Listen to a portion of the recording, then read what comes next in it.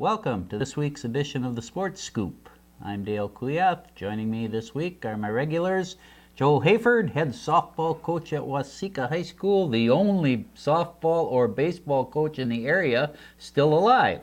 Oh my gosh. And Ted Hammond, head boys basketball coach at JWP. And Ted, let's take care of that flag right away. Well, speaking of not being alive, this is for Memorial Day. Obviously, we're shooting this the day before Memorial Day.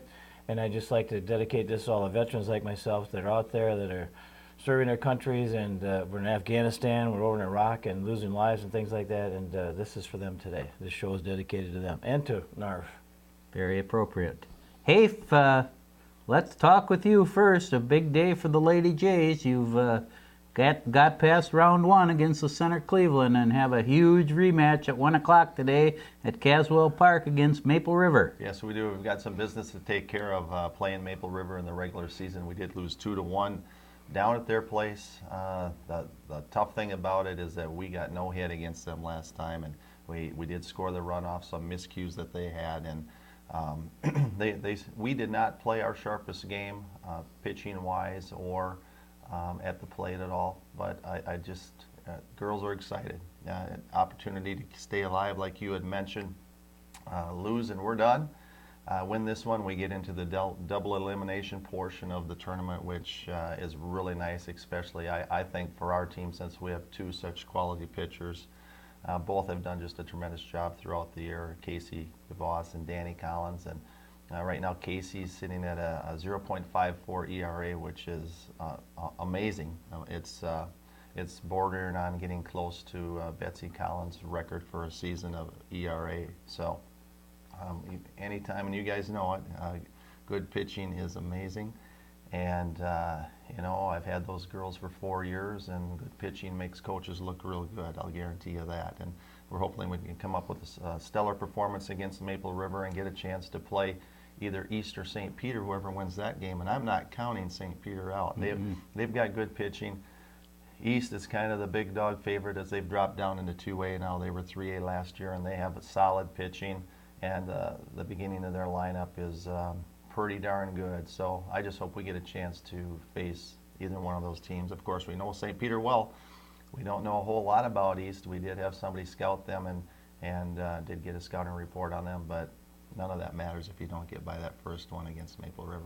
As a person who likes a little smackdown, I heard there's some smack talking going on there with Maple River. Is that true? The girls are telling me in school yesterday that they want them bad. Not so much the players, and I really don't talk much about other coaches, but he can get a little boisterous, and he kind of got into our pitcher's head a little bit down there, and I think that affected it. And then Casey wants a little revenge next year. She wants to get out there. I said, hey, real easy way to quiet them down, and that's with the scoreboard and how you play out there. So, talk with your play out there and talk with the scoreboard and send them home. There you go. Well, in your subsection, Hafe, with you and Maple River and Mankato East and St. Peter, I truly feel that that's a subsection that any one of those four could win. Yeah, our side is just extremely tough. You get to the other side there, Holy Family's had a good season.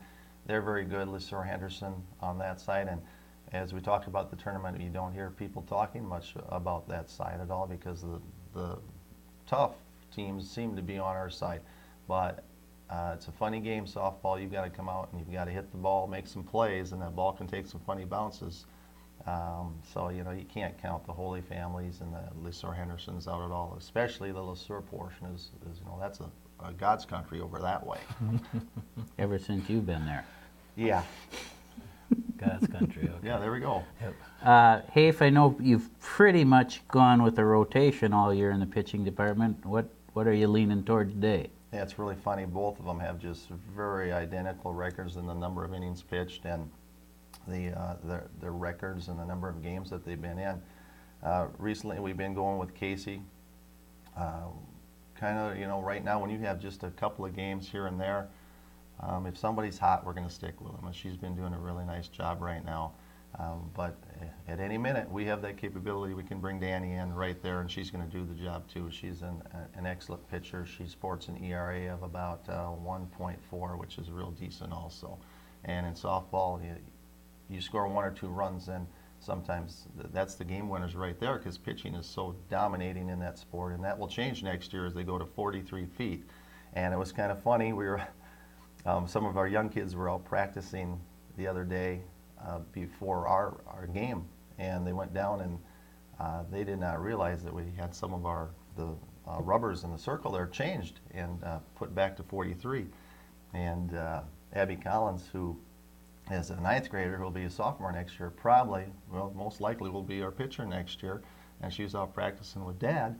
Dad didn't know it was at 43 feet either, and she was just beside herself. Dad, what's wrong with me today?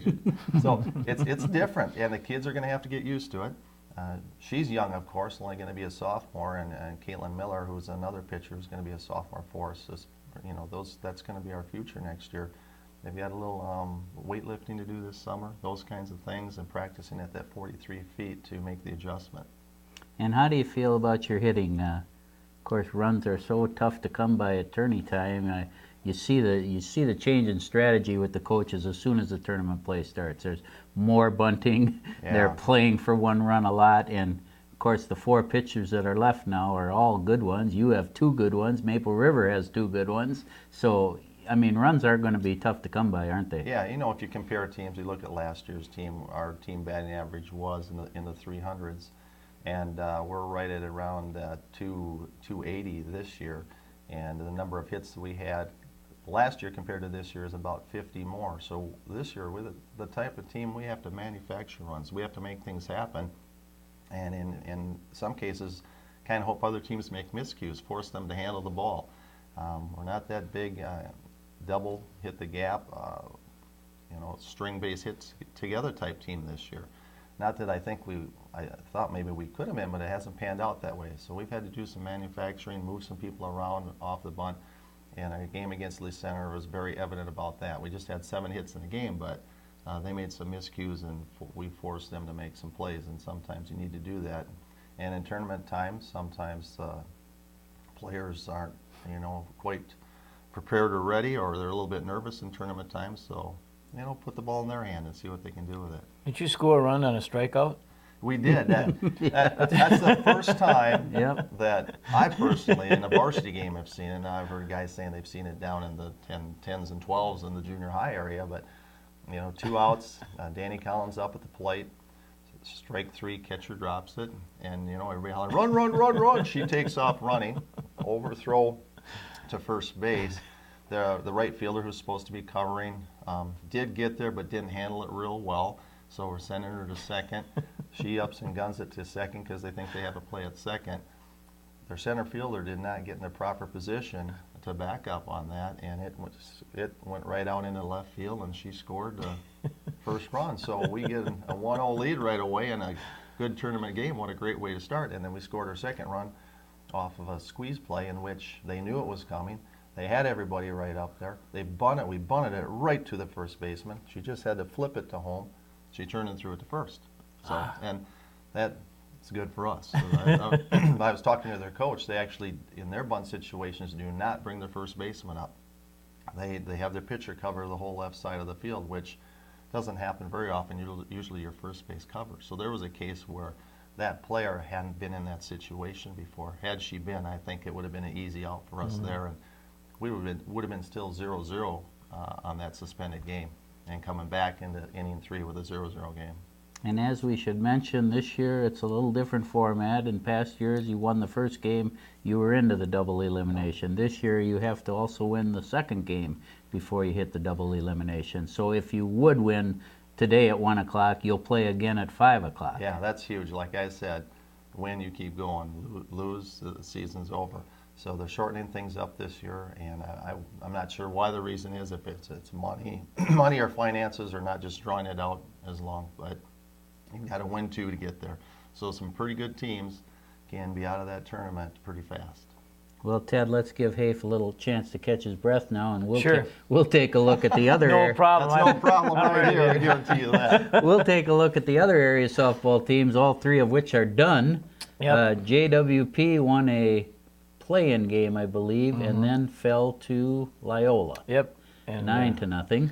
that Loyola is just a nemesis. I don't care what sport it is. It's just like it's a psycho job. The kids, you know, you're playing a private school, and I don't know. I've always put emphasis on those games because they always say they should have their own league, their own tournaments and things like that. I don't. I like to play them. You know, if they're going to be the best, then beat the best, or you don't move.